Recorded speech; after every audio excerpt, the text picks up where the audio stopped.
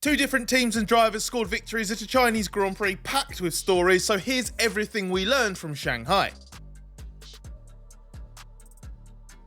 Despite a 1-2 in the race, this track proved tricky for McLaren. According to team principal Andrea Stella, this was for two reasons. One mainly related to the behaviour of the tyres on this surface, and the other more related to the behaviour of the car that makes exploiting the car at the limit a bit difficult. This made life tough for both drivers, but Stella said it's more a penalty for Lando given his driving style and the way he wants to generate lap time. To break that down, this is about Norris's preferred style in corners with combined braking and turning.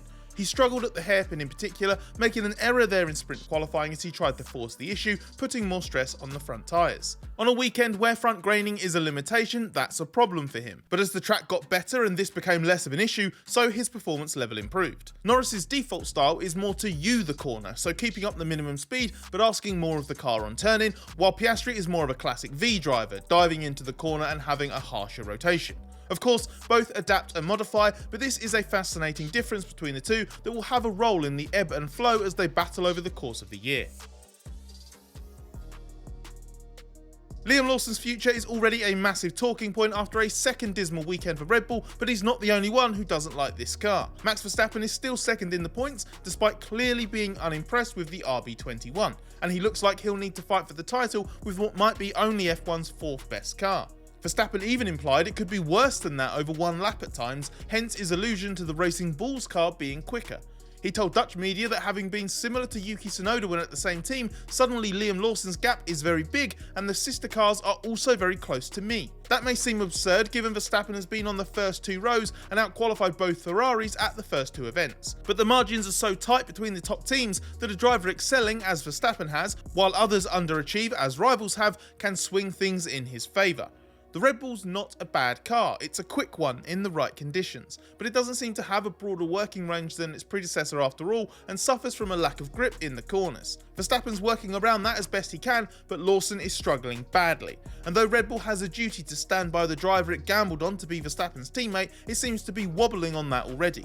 Red Bull should realise that pinning the two terrible weekends solely on Lawson would ignore what Verstappen's been saying. Between the comment about Lawson being quicker if he had a racing bull and Verstappen not expecting to have any kind of battle in the race, Max couldn't have made his feelings about the RB21 much clearer in China.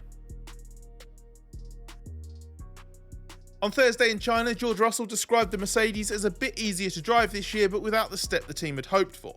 Then on Sunday he scored a second podium in two races to start the season, having qualified on the front row. Russell has been particularly doomsday in his appraisal of the McLaren advantage, and clearly Mercedes hoped to be fighting for wins, not just competing strongly for podiums. But it has been a decent start to the year, and at the moment Mercedes is benefiting from having a car that's a bit boring. Its performance range seems more consistent and the car itself is more user-friendly than its predecessors and its opposition. That's a good thing, at least for now. It has Mercedes off to its best start in this rules era. Even subtracting the points from the China sprint, it's 12 points better off than in 2022 and 2023 after two races and 24 points ahead of this stage last year. The question is whether the more benign nature of the 2025 Mercedes has come at the cost of overall performance potential, or if Mercedes can nudge the peak up without bringing in some nastier traits, and even if it achieves that, whether it has enough to catch or overhaul McLaren. An embarrassing double disqualification from Sunday's race was a big blow for Ferrari, which needs a rapid reset to avoid spiralling at the start of 2025. Ferrari initially emphasised how it was leaving China with the weekend's second highest points total, and scoring well on tough weekends was important for its title bid.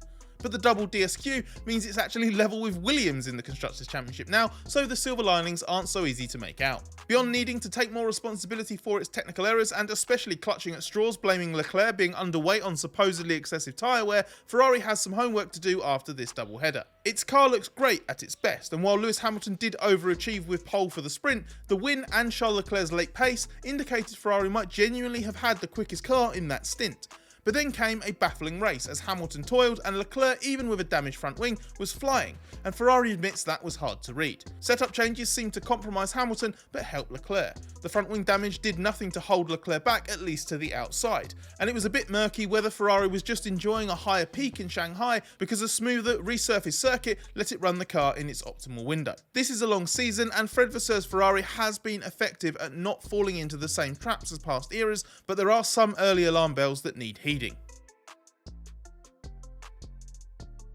In qualifying, a Racing Bulls driver has been the best of the midfield in all 3 sessions so far this season. With the exception of Yuki Tsunoda's 6th place in the China Sprint though, that's turned to dust in the races. Tsunoda and Isaac Hadjar ran 8th and 9th in the first stint of the Grand Prix, but converted that to 16th and 11th in the final results despite 3 cars being excluded. That's not down to any lack of race pace. Granted, Tsunoda's front wing failure also played its part, but the problem so far is obvious. As Tsunoda put it after the China race, strategy-wise I couldn't understand. After blundering with how it handled the rain in Australia, in China the team's error was different. Most expected the race to be a 2-stopper, and once locked in after stopping relatively early, the team simply did not deviate from the plan. That's indicative of a certain strategic flat-footedness that has contributed to this team too often not delivering the results it should over the years. And it's telling that in 3 attempts so far this year, Racing Bulls has only managed to move forward and score points from the race when no strategy was required. Mini-DRS concerns had triggered a flexi-wing clampdown for China, with the FIA saying that 4 or 5 teams had to make changes to their car for the race. While some teams were being coy about what they'd done, Alpine was the only one that put its hand up and admitted that the tougher rear-wing flexibility tests had forced it to work on modifications. And it proved to be a challenging weekend where neither Pierre Gasly nor Jack Doohan made it out of Q1 for either the sprint or the main qualifying. Considering the team had looked to be at the front end of the midfield prior to this weekend, that pointed to there being a link between both things. Gasly suggested that the team would need to dig into the data to fully understand just how much the wing changes had hurt its form. But considering Alpine was understood to be at the more extreme end of those messing around, its conclusion almost certainly will be that a small top speed edge it may have enjoyed before has evaporated and proved quite costly. The contrast of 2 races couldn't be greater for Haas. From one of its worst F1 weekends in Australia, Haas enjoyed one of its best in China, as a double points finish even before the Ferrari exclusions was a mighty impressive effort and a surprise to the team itself. With pretty much the same car that had been so horrendous in Australia, Esteban Ocon and Oli Bearman were in a much happier place as they could finally attack high-speed corners without the aerodynamic oscillations that were so troublesome in Melbourne. However, it would be wrong to suggest that Haas has dug itself out of its hole just yet. While the team had pulled together a better platform for its car, the progress in China owed an awful lot to the silky smooth new resurfaced track, which allowed the VF25 to run much closer to the ground without fear of bouncing. This perhaps flattered Haas's progress, but the team will take what it can as it crosses its fingers that the new asphalt in Suzuka next time out is just as flat. There are hints that Lance Stroll is more engaged this year, which combined with a more stable car has allowed him to start the season strongly. While his pace wasn't as strong as Fernando Alonso's in Australia, Stroll kept it clean while his teammate made errors in both qualifying and the race to bag 6th after being called in to switch to intermediates on the right lap. In China, his pace was right there with Alonso, and from trackside he looked more on top of the car than his teammate on Friday in particular. While Alonso out-qualified Stroll, it could have gone either way between the two, and Stroll produced a decent race drive to take 12th on the road, which became 9th after the exclusions. Given the Aston Martin was probably only the 8th best car in China, that's a good result. And if Stroll can sustain this, a big question given he's rarely strung such performances together, there will be evidence of a genuine step forward after a dismal 2024.